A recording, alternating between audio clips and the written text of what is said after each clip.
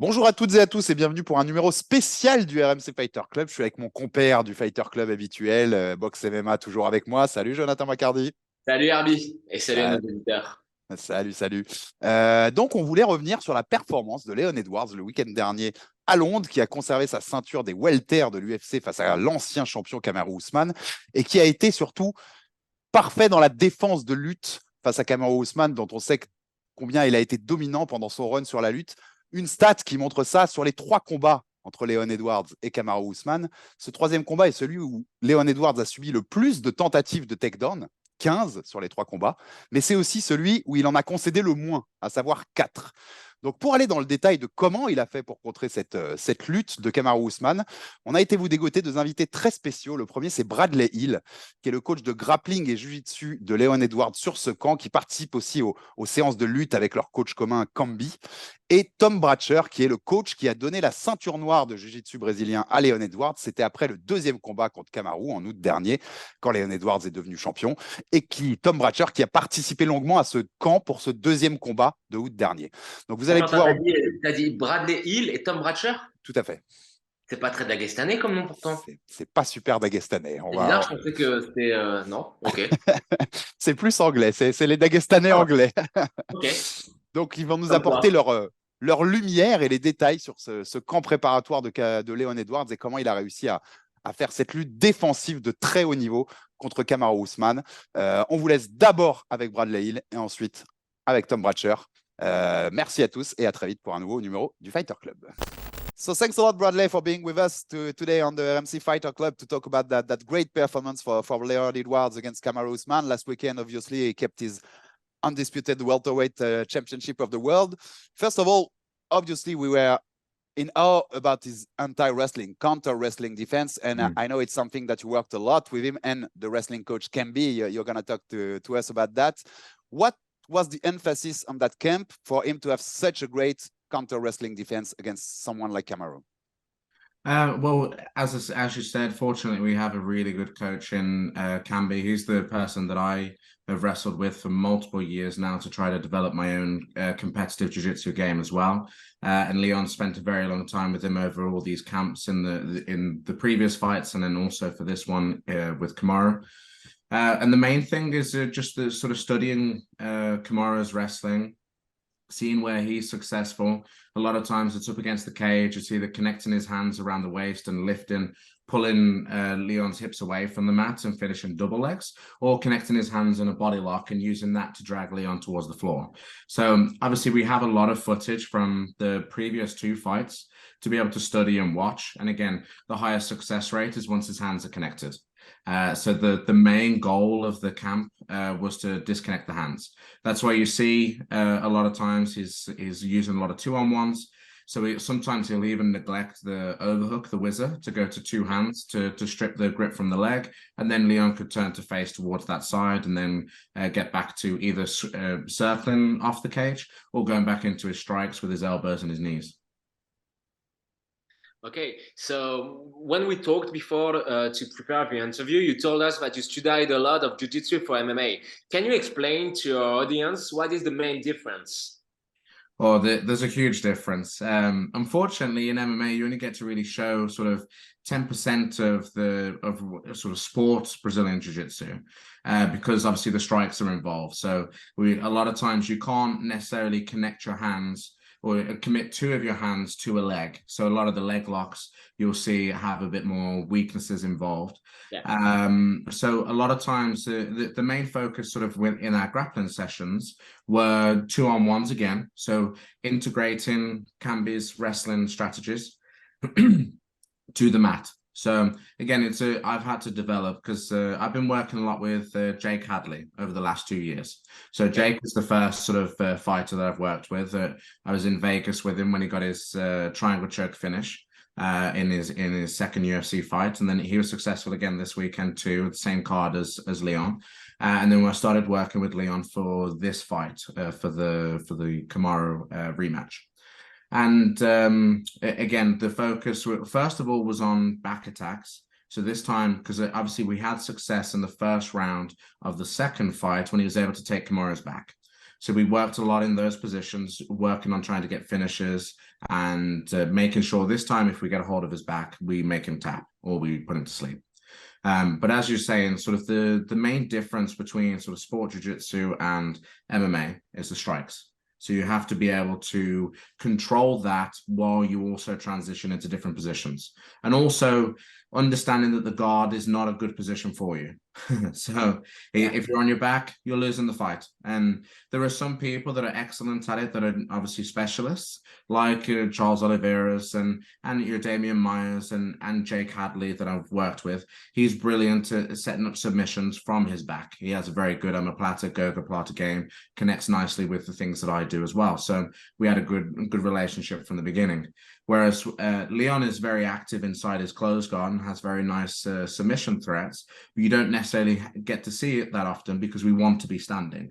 So a lot of the stuff that we worked on, again, Kamaru was only successful really with the one takedown in round 3, and then it was knee shield, butterfly hook, cross wrist, stand up, back to the feet, fence grab, have a point took away. But again, he was back onto his feet relatively quickly against, when you compare that to the previous fight, when he was able to, he was pinned and held down quite a lot. And again, you can counter in the altitude, but it was also there's been a lot of work on disconnecting hands.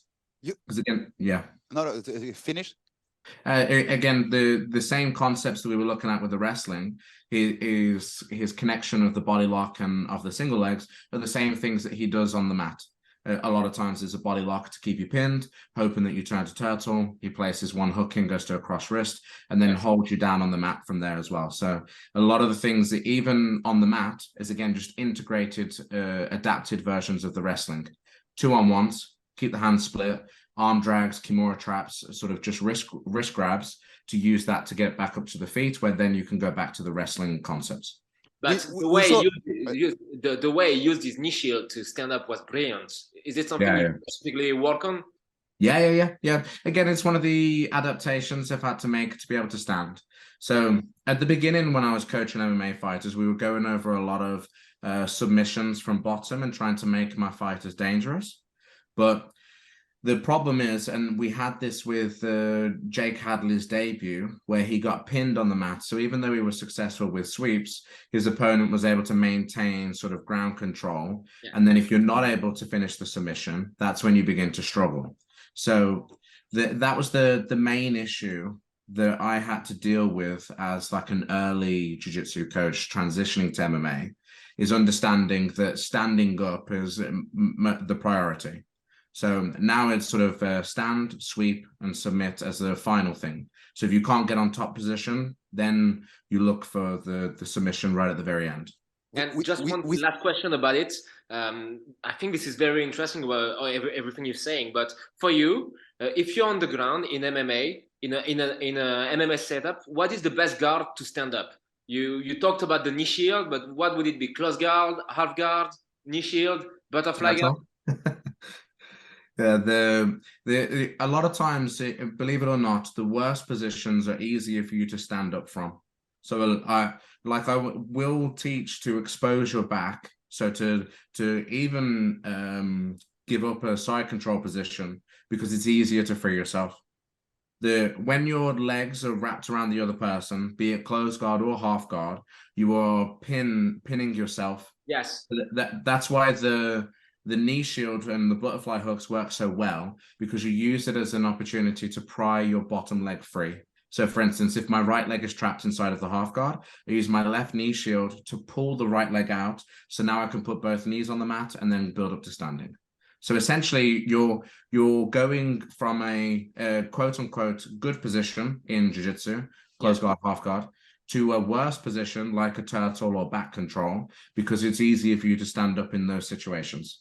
Obviously, the trade-off is the submission threats. So if I had a fighter that was going up against a Charles Oliveira, then the strategy has to change, and maybe we're not going to expose our backs as often. However, against a lot of the guys in the welterweight division, they are very much wrestling heavy and not as much submission heavy. So you can risk giving your back because you know that the submission threat is not as high. But just one last thing, Alex, sorry, but we saw it at the last ADCC. Many guys used the turtle position to escape from that position. Yes, yeah, especially for ADCC because of the rule set. Yeah. So obviously they have to be pinned. I think it's 75% of the body has to be on the mat for it to be considered a takedown. So if you score a double leg, you have to hold me on the mat for 3 seconds, which is a very long time when you're trying to hold a slippery person on the mat. So all you have to do is turn to turtle and then stand back up, and you've not conceded points. But again, that's where the development is in jiu-jitsu now, where you're seeing much more wrestling being integrated into the sport, where you then use the wrestling as your opportunity to stand and the defensive wrestling to turn to face, so you do not concede points. And that's the sort of main tactics that are being brought across into jiu-jitsu and also across into MMA. We saw a very interesting stat about the 3 fights against Kamaru of Leon. The third fight was the one where Kamaru attempted the most takedowns, but it was also the fight where we managed the less takedowns against Leon. Would you say that disconnecting the ends, like you explained to us already, you said that it was the major point that made the difference for that statistic to happen? Yeah, I didn't know that statistic, but that's really good to hear.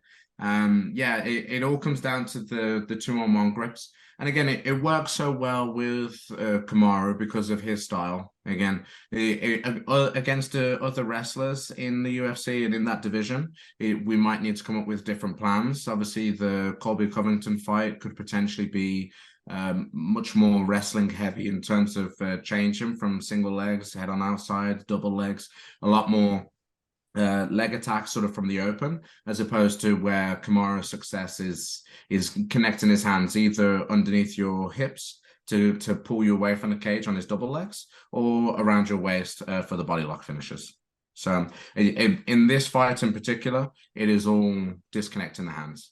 So how do you see because you talked about it in that last answer, how do you see the Colby-Covington fight? Because obviously Dana White told that he wants the next fight to be Colby-Covington. Leon doesn't seem to want it because he thinks Colby doesn't deserve it.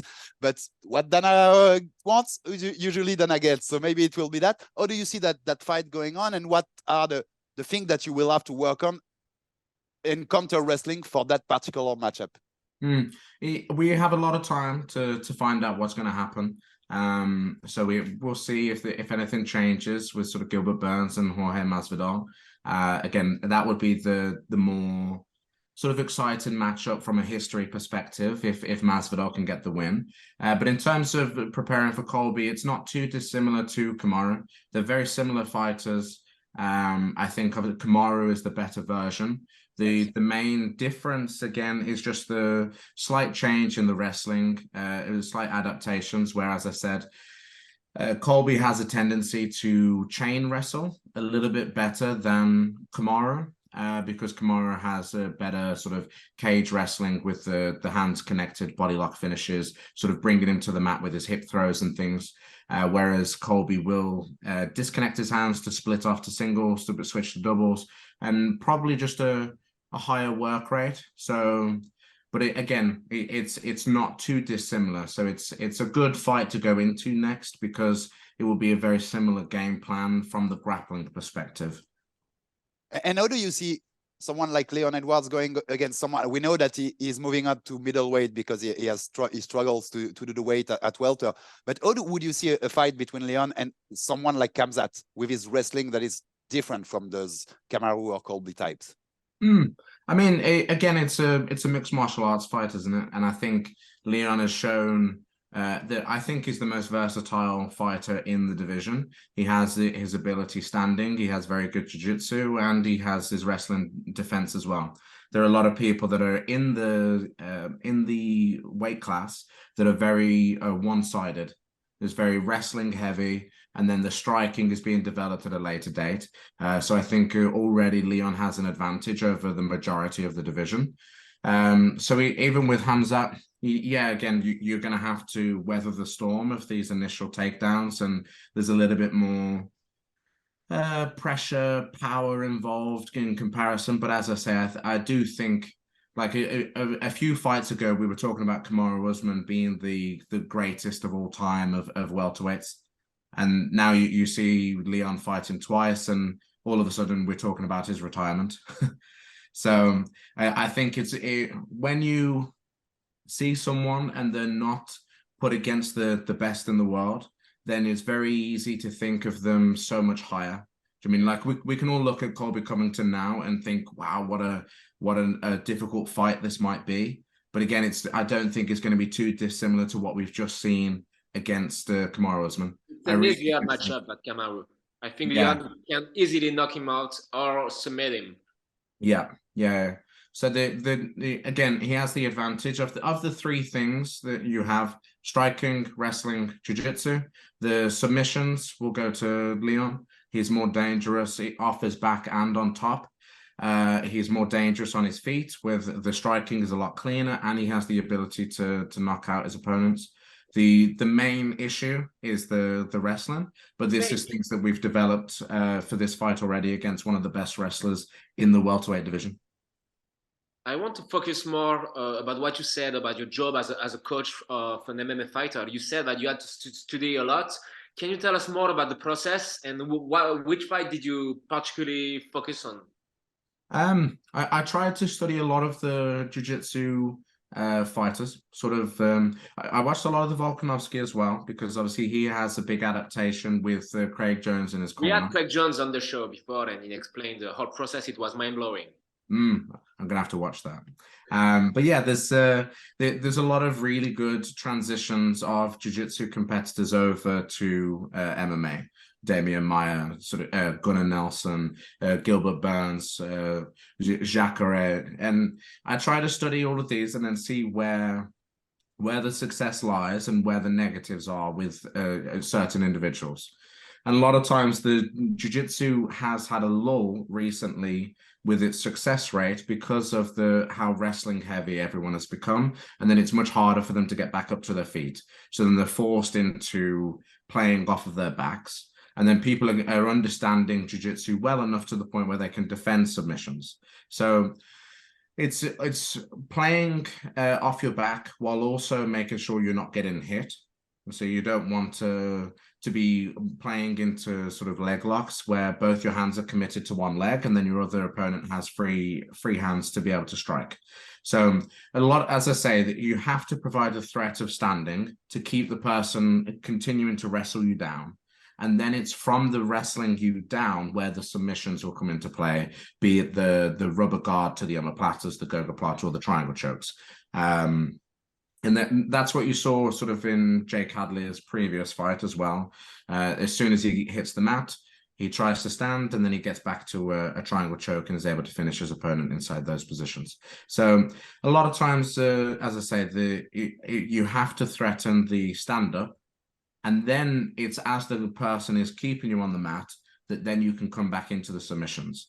I think because if you threaten to stand and the person continues to strike, then it makes it easier for you to stand up because the hands are disconnected. So it takes one hand off you for you to punch. So that it's understand from top and bottom perspective. If you want to grapple and hold the person down, then you also have to consider not striking as much, or holding your partner in a position and you have one control hand and one striking hand when you're in these scenarios. But you have to also consider, as you punch, there's a give and take. So there's always a risk. If you get to a side control or a top half guard or a mount position, you can get off a couple of strikes, but you also have to be prepared to move back a position. I might be in the mount position, I'll get 3 strikes and I need to concede half guard.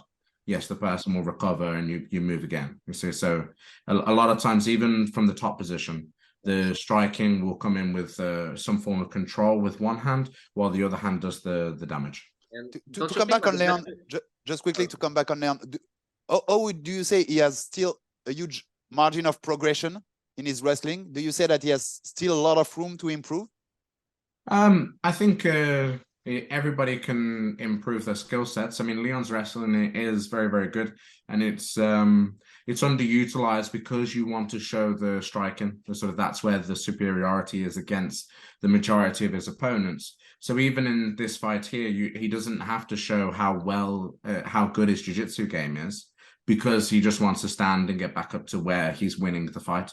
The same with sort of obviously we saw success in the previous fight with his own takedowns. He was able to body lock, clinch Kamaru, take him down towards the mount position. So he has the opportunity for him to take people down himself. But why go into an area where why move away from an area where you're already winning? But do you think it's underrated, his overall groundwork? Because you told about it earlier, and in the show we explained that in the second fight, the first round was the most dominant. The round won by Leon with when he took the mount, he took the back. It was the most dominant. Do you think it's underrated, his groundwork? It was underrated in the eyes of the public? Yeah, for sure. I think because his striking is rated so highly, people don't necessarily consider his ground game, but he's very good on the mat, and you wouldn't necessarily see unless you came to a grappling session and watched him sparring with his team. So again, because he's not forced to show it in his fights, then you don't have to see it. But there will come an opportunity one day where you'll see some nice submissions. You know what we often say that some MMA guys with a black belt are not really black belts. So you're saying Leon is a real black belt? Yeah, for sure. Okay, 2 quick questions for you. Who's the best BJJ player in the whole MMA game? I'm gonna go Gilbert Burns. Okay. Not Gary Tonnen? It's hard because obviously you have to look at the record. Gilbert Burns is an IBJJF world champion multiple times. He's defeated like Con Grace. He's had some really good wins. So I know he's good gi and no gi as well. Gary is a brilliant grappler, one of the best in the world that's transitioned across to MMA. And it is really nice to see his integration of jiu-jitsu in mixed martial arts as well, to see the leg locks and all the funky things that Gary can do, because he is a really exciting grappler and exciting fighter. But I'd have to lean towards Gilbert Burns, which is why, from my perspective, I would be excited for that matchup for Leon as well. So if Gilbert Burns can get a good win over Jorge Masvidal, that's a very exciting match from my perspective as a grappling coach. That was my second question. I was gonna ask you if you would be excited for him to go against Gilbert. So yeah, that would be from my world, that would be perfect. I get to watch Gilbert Burns matches all day, every day, and study the puzzle that is Dorino. And Leon wins that one? Of course. And if you met him? Yeah, stranger things have happened. The MMA is a very different world. Leon has already out grappled some of the best grapplers in the welterweight division. You saw his fights with sort of Rafael dos Anjos and Gunnar Nelson. He's able to win the grappling exchanges because things change. It's not you don't have a gi on. It's not a no gi match under sort of ADCC IBJJF rules. There are strikes involved, and you have the threat of coming back up towards your feet. So it's a very different world. MMA jiu-jitsu is entirely different, which I've had to discover over the last couple of years. And my last 2 questions also. Thanks for your time against Bradley, but obviously another man called Leon out on Saturday night, Islam Makhachev. He tried to set a fight for Abu Dhabi in October for the belt. And we talked about it with Craig Jones before Alexander Volkanovski was going to fight Islam. And he said that part of the camp was also to try to put in the head of Volkanovski that this Dagestanese wrestling aura was not that big, and that you can beat those guys and you can counter wrestling those guys. How would you see a fight between Islam and Leon? Would you evenly favor Leon? Yeah, again, it comes to what I was saying earlier with Khamzat Chimaev. A lot of people look amazing until they don't. Islam Makhachev was unbeatable before the Volkanovski match, and then you watch round 4 and 5 when Volkanovski is able to get on top himself, and then you start to see holes in the games, and people start to question how good it is Islam Makhachev. Maybe he shouldn't be the pound for pound #1. But before that fight, everyone ruled out Volkanovski, and there was no way that he could win that fight or even exchange in the grappling. And then you see his defensive wrestling with the hip switches and the ability to stand back up again. And he did so well. And that's when you start to see holes in people's games. The same with Khamzat Chimaev, the same with Islam Makhachev. There are always holes. It is just taking the time and having coaches to study them, and then have the training camps based around those positions. But it's that's where we have to do our homework. Kambi has to do his homework on the understanding of how to counter wrestle with an Islam Makhachev. But again, that's what I'm saying, that's an exciting puzzle for us as coaches to try to solve. And those are the matches that sort of we get more involved with, compared to if Leon was to face a striker, for instance, where there's less work for me to do. Again, we work on the sort of the danger threats, his submission threats himself, but it's not going to be as exciting for us as it would be preparing for wrestlers or preparing for jiu-jitsu experts. And the last one is the same that I asked to Tom before. If we talk in 2 or 3 years, Bradley, is Leon Edwards still the undisputed welterweight champion of the world? Unless he retires on top, I don't see why not. You had the exact same answer. Sorry? Who do you see as the biggest threats? It's a hard question. Obviously, Shavkat Rakhmonov is another. He's the new boogeyman taking over from Khamzat Chimaev. But right now, he's still not been tested with the higher ranked opponents. So it's very easy to point towards him, because you look at the contenders. I think you see sort of Gilbert Burns and Masvidal. That's a fight again. Leon wins. You see the Bilal Muhammad. We've seen Leon fight with him for maybe only 1 round, but it's another fight that he wins fairly comfortably. So really, the only person that is untested right now is Shavkat Rakhmonov. We'll see how he gets on, because it seems like he's going to be competing with Bilal Muhammad later on this year. And then that will be another potential #1 contenders fight, and that shouldn't where we go from there. So I'm keeping my eyes on these people. If they come along later on, then great. If they don't, then we continue on the successful path we have. Plenty of matchups possible coming up. So it's exciting for Leon and for all the coaches. Thanks a lot, Bradley. Thanks for your time and to try to explain to us that great performance for Leon Edwards from last weekend. Thanks a lot, and looking forward to talking to you soon. Yeah, you're welcome, guys. Thank you. Thanks. Thank you. So we are today with Tom Bracher. Thanks, Tom, a lot for coming with us today on the show to talk about Leon Edwards' performance the last weekend against Kamaru Usman. He kept his welterweight title of the UFC, and obviously we wanted to talk to you about the groundwork of Leon Edwards these last few years and how he came to counter everything that Kamaru Usman was known to do in wrestling mostly. So first of all, to tell all our viewers, you are the coach that awarded Leon Edwards his black belt in jiu-jitsu. Is that right?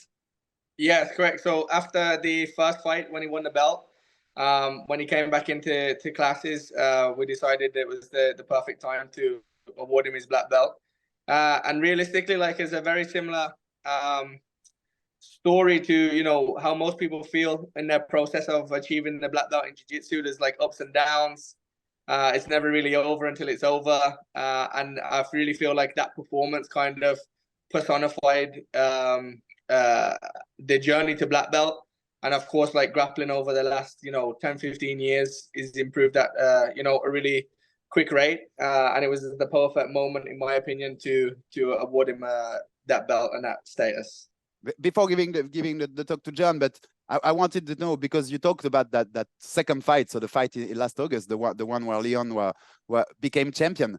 And we said on the show a few days ago that the first round of that second fight was underestimated by a lot of people. I mean, Leon put Kamaru down. He took the mount. He took his back. He was near to strangle him. How do you, with time back, how do you feel about that first one? And do you agree with us? It was underestimated, and that round was maybe the one that one of the two won the most notably in that second fight. Was the most dominant. Yeah, so I actually think, like, personally, even if you go back and watch the first ever fight, which Leon lost by close decision, I actually feel like he did a really good job in a lot of the exchanges. Obviously, he was very young into his career, and I think, you know, so was Usman at the same time, but probably just had the experience advantage on Leon. But it wasn't a terrible fight at all. It was quite close. Yeah. 3-round fights are a weird one too, right? Because you don't have too much time to work, especially in grappling positions, and time can run away with you a little bit. And then for sure in the second fight, the first round, he did an incredible job. And I think most people in the division and maybe the UFC underestimate, you know, his skill on the ground, and probably almost don't give him enough respect. But if you look at his career, at his finishes and his submissions, I know, you know, taking the back and choking people, you know, he's not bad at all, right? He's a very high level grappler. His actual wrestling and counter wrestling is very good. And I can tell you that from experience in training with him, right? His ground game is very strong, and his wrestling, and especially anti-wrestling, is very strong. And I think all in all, most people look at his striking, right? Because he's so superior in the striking element, and he has such an advantage on everybody striking-wise. I feel like he's probably the best striker in the division, without a doubt. That people kind of just, you know, pass over the ground game and the wrestling, and probably don't give it enough credit, or actually even study enough of what he does and some of the things he does, because his wall work and the way he works on the cage, in my opinion, is like super high level. Like some of the little tips and tricks, and even what he's coached me, you know, I try to learn off him too. And some of the things he does on the wall is very, very high level. And of course, he's probably worked out with some of his wrestling coaches that are great. And also, I feel, especially Leon himself, he's very intelligent, right? Might not come across like in that way, but a very, very, very intelligent fighter, like very calculated. He looks calculated. Yeah, his fight IQ is second to none in the UFC across all divisions. He is very, very intelligent when it comes to the combat sports and fighting, right? And I know, obviously, maybe how he comes across in like the press conferences and stuff is quite quiet. It's quite, you know, it's quite reserved. And I feel like people probably don't pick up on the intelligence level because he's quite reserved and he doesn't speak so much publicly about how he trains and what he does to prepare. But he's very, very intelligent guy. As a jiu-jitsu nerd, the first time I noticed the level of Leon on the ground was against Gunnar Nelson. He dominated Nelson on the ground. Yeah, so that was probably one of the biggest camps that we did together. I was training with him a lot, working specifically on mount escapes and mount position, because we felt like that was a position where Gunnar is very good. Yeah. And even this past weekend at the UFC in London, if you look at his mount position he took on the guy he fought, and his armbar from there was very dominant. And again, Leon completely out-grappled him. He came with a game plan of Gunnar Nelson's very good on top, but how will he be on the bottom? You know, he took him down multiple times in that fight, pinned him against the fence. Of course, landed the elbows from the clinch, which, you know, is pretty known for now. And then at the end of the round, the last round of the fight was in the mount position, which, you know, we were concerned about, or he was concerned about, should I say, and he rolled out that position very well and got his hand raised, and he was in no danger, really. What was the emphasis for this camp? Wrestling or ground game to face Kamaru? Yeah, so for the latest one, we didn't work together too much. A lot of his training he was doing was counter wrestling, right? And I know he has a great wrestling coach, Camby. Of course, he has great striking coaches like Dave and Henry.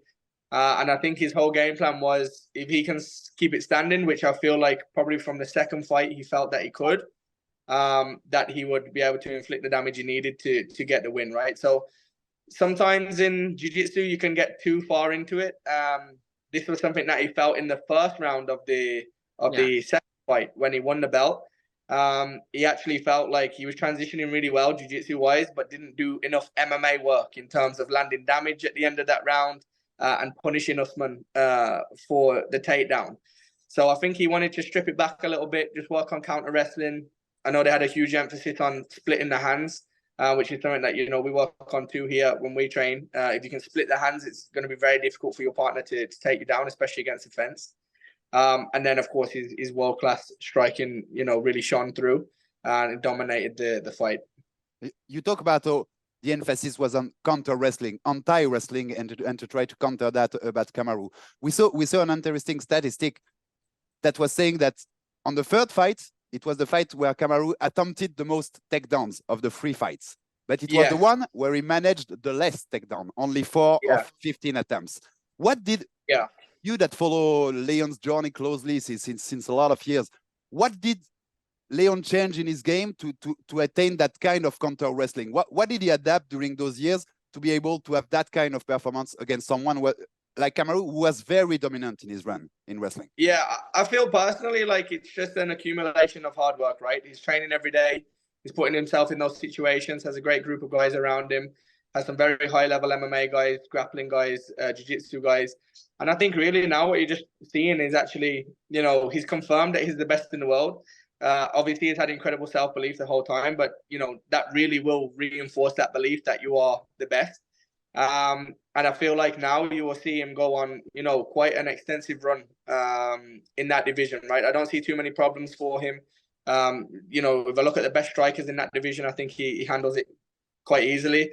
And then if I look at the best grapplers, well, there's no real best grappler other than Kamaru, right? He's got that dominance of being the best grappler in that division.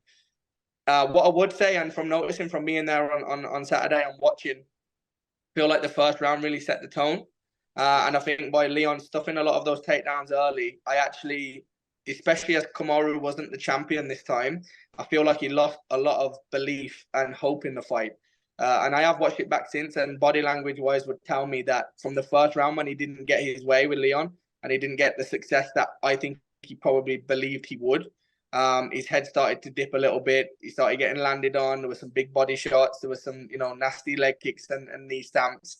And I think really Leon controlled the occasion very well. And he took all of the belief and energy from Kamaru. And if you look over the second, third rounds, the takedown attempts from Usman just really didn't have the same pop that they did in the first 2 matches. And on the opposite, I find it interesting because we talked also about that on the show, the body language of Leon. I thought it was amazing because you could feel that he was the champion, that he had that confidence. He had the champion aura, you know.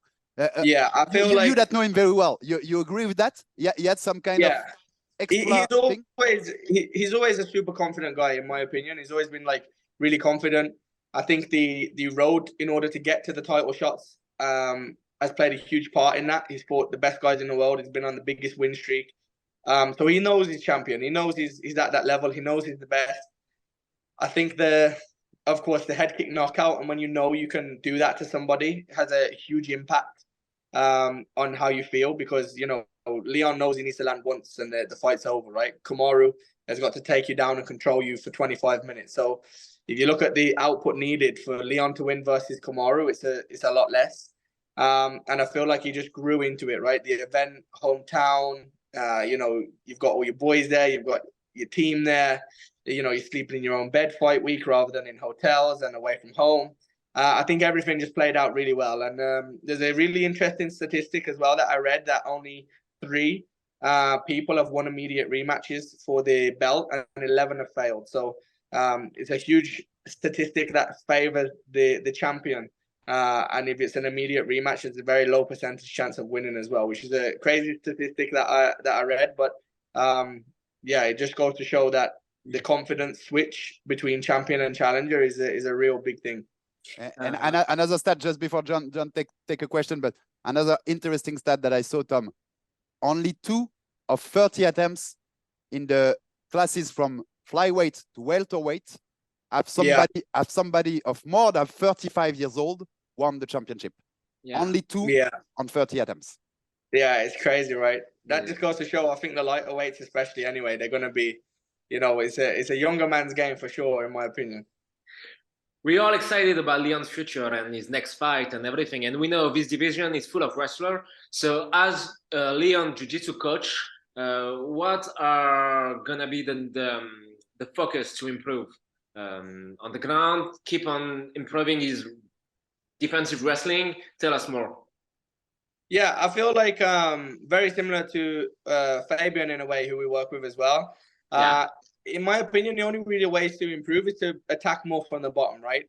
Maybe to add an arsenal of like attacks, but their get-ups are so good, they can get back to their feet so well that they, you know, in my opinion, they don't need to spend too much time on that, because you don't want to end up turning into a grappler from the bottom position and start giving up a lot of control time to your opponent, right? Because the UFC score that very well, especially in America and America events. The judges over there seem to favor the wrestling over the defensive work of the fighter on the bottom. So strong get up is always going to be a part of their game, getting it back to the feet where, you know, he's going to be the dominant one. And, you know, like I said, any strikers in the division, I don't see anybody of his level at all, like even close. And wrestling wise, he's just beat the best wrestler and one of the pound for pound best fighters in the world, like twice. So really, it's just to continue doing what he's doing, right? I know he works with multiple guys. Like I said, he has great wrestling coaches. He has other jiu-jitsu guys he works with. He has, you know, his great striking coaches. He has all the guys that he trains with MMA. So it's just about keep doing what you're doing, keep your head down, you know, remaining with that challenger mindset, even though you're the champion. And I'm sure he'll continue to have great success.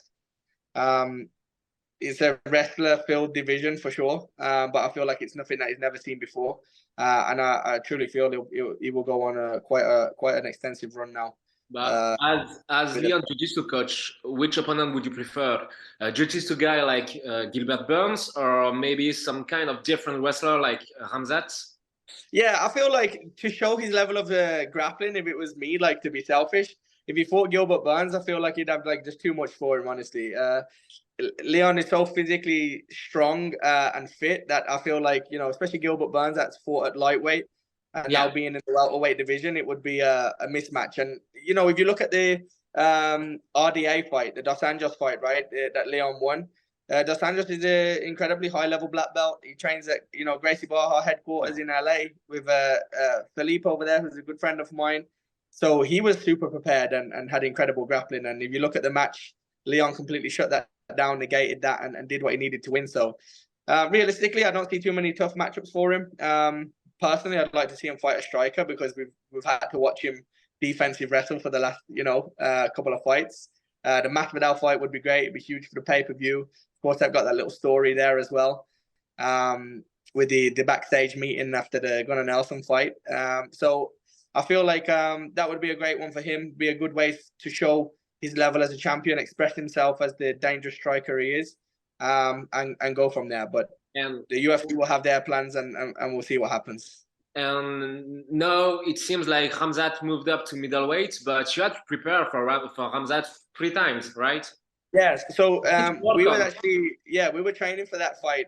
He was in when he had the call for Khamzat. He was doing a very good job. I know the fight has fell through 3 times now. Obviously, I know Khamzat missed weight or for some reason moved up to middle and has been told to, you know, pretty much stay there. But again, personally, I don't really feel Khamzat is the level of Usman. He's not a champion. I don't really feel he would bring much to the table, other than he is more aggressive in his grappling approach. So he wouldn't be so much of a controlled, racking up time and points guy. He's going to be a guy that if he did get you down, he would be looking to advance position and look to finish.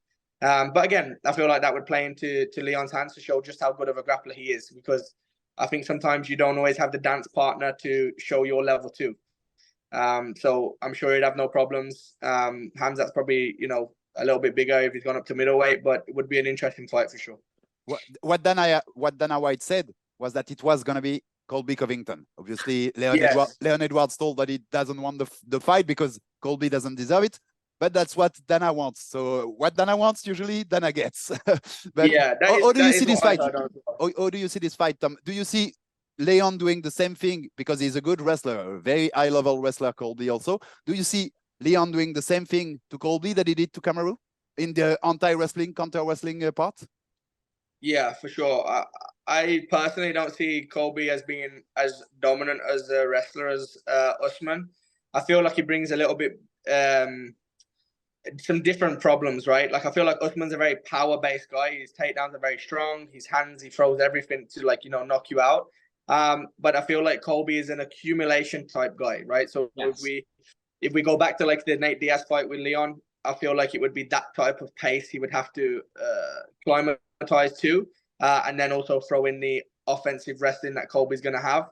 It would be very interesting. Again, I don't feel it is being a worry at all, but I feel like it'd be a very different matchup because Colby kind of goes at 70%, but the whole time, and he would be constantly making you work, and it's just about, you know, keeping your output to the same levels, and then when you get the chances to attack from there. So it wouldn't be a rinse and repeat of the Usman job. It would obviously involve similar preparation, but it would also be getting used to that constant 70% pressure rather than, you know, the power output that you see from like a Usman type. I feel like he's gonna knock him out because he's less hidden on the feet than Usman. Yeah, I also feel that too. Like Usman landed on him, you know, broke his jaw. Colby does get hit. That's for sure. I know he can take damage, but it's different when you're getting hit with, you know, shins and knees and elbows to the head, and the power output that Leon has. So I would predict a finish too. And I feel like Colby is good for wrestling, but he's not that good on the ground. And I feel like even if he goes to the ground, I feel like Leon could submit him. Yeah, again, Leon for sure can submit these guys. Like, he doesn't need to show it because, again, his stand-ups from the bottom position and his wall work are so good, you very rarely see him need to submit a guy. But if you look at some of his previous fights throughout the UFC, he has submitted guys. He does have a great grappling game. But he can literally choose where he wants to finish Colby, in my opinion. If he wants to stand back up and trade, and for sure he's going to get a knockout. And if you wanted to submit him from the bottom, I have no doubts he could definitely do that. Tom, I wanted just quickly to come back on something that you said earlier. You talked about what the emphasis against Kamaru Usman and that fight was also splitting the hands. Can you tell us more about that, because we like to bring those technical things to our viewers? Yes. What was the point about that, and what difference does it make in a fight against someone like Kamaru? No body lock. Yeah, so again, it's very similar in jiu-jitsu, right? I know he worked it extensively with his wrestling coach, Camby. But whenever somebody shoots a shot, right, they shoot a double leg or they shoot a single, and you're against the fence, if they can connect their hands, it's going to be very difficult for you to beat that, right? They're going to be able to turn their elbows in. They're going to be able to use their like traps and their back to drag. And that's quite a strong force to battle. But if you can split the hands, when the hands are split, you have far less pull, you have far less squeeze, and it's a lot more difficult to manipulate the body, especially on the cage. So I know for sure they were working on that. If you look at some of the social media posts, you will see that they were working on that just before they even walked out for the fight. That as soon as he shoots in and he gets to that body lock, or he gets his hands locked on a single or a double, split your legs nice and wide, look to pop the hands. And once you can get somebody's hands separated, of course, it's not guaranteed, but you have a higher percentage of stuffing and stopping the takedown for sure. Yeah, I feel like Leon was very good at digging the right underhooks every time to defend properly. Yeah, he's very good at that. His cage work and his wall work, like I said, it's even something that I tried to learn from him. It's not a huge skill of mine. Like I don't do so much MMA, but his wall work and trying to take him down against the wall or trying to keep him against the wall is very, very difficult, even for guys much bigger and stronger than him. So I know his work there is great. And like I said, Leon has one of those minds too, and such a high level of intelligence when it comes to like combat. He just knows what to do, when to do it, and the proof was in the pudding last Saturday. And do you have in the whole Leon's game, which part do you think is the more underestimated by the general public, by people who watch the fights? The most underrated part of his game, and one that you don't see so often, is his actual offensive wrestling. I feel like he could be a Kamaru Usman style if he wanted to, right? He could be a Colby, but you know, he has a love for striking. His level of striking is like so high level. It's hard to step away from it, right? And he doesn't need to. But for sure, Leon can take most people down, if not everybody down in the division, and dominate them the same. He was the first to take down Usman. I feel like, you know, he did a great job on the top and takedown positions against Gunnar Nelson, a very dangerous jiu-jitsu guy. Yeah. Sure. Leon's offensive wrestling is highly underestimated, right? Because again, he doesn't use it so much. He's not a Kamaru or a Colby. But I guarantee you, if he wanted to play that game for 5 rounds with anyone in the division, he definitely could. You make me want to see that. You make me instantly want to see that. I want to see that. I want to see that. I really feel like there will be the certain guys for him. Like he took Usman down. Like I said, with the Gunnar Nelson fight, he knew being on the back against him would be an issue. So he said, okay, I'll put him on his back. And he really has that confidence. He can take anyone down. And I feel like he definitely would be able to do that with Colby, for example, which would be great to see. John, do you have some last questions before we let Tom go? Did you see Cyril Gane against John Jones? I did, yeah. So the Cyril Gane fight, again, I watched that against John Jones. John Jones trains with a guy in the US. Yeah, Gracie Barha guy, very high level again. I thought it was a great match. I personally feel like he went in there a little bit gun shy, in my opinion. Cyril, I almost feel like he didn't believe he would win the match. John Jones did a great job taking him down, and obviously to finish him. He's the GOAT, man. He's the GOAT, in my opinion. John can do it all. He can do it from any position, striking, grappling, wrestling. If there was anybody to watch and to learn from, it's John Jones. I feel like he's the GOAT for sure. Yeah, but my question is, if you had Cyril Gane as a student, right? Yes. What would be the work? Because he's a high-level striker, but would you work on his ground game or just strictly standing up? I feel like you have to make him fall in love with jiu-jitsu, right? Which is going to be difficult. Such a high-level striker. Some of those guys tend to not want to do the groundwork, not want to do the hard training that's required. But you definitely have to make him fall in love with it, because he obviously fell in love with striking. His level of striking shows that. But your job as a coach is to make them enjoy the gritty and the nasty work sometimes, which is, your grappling can be.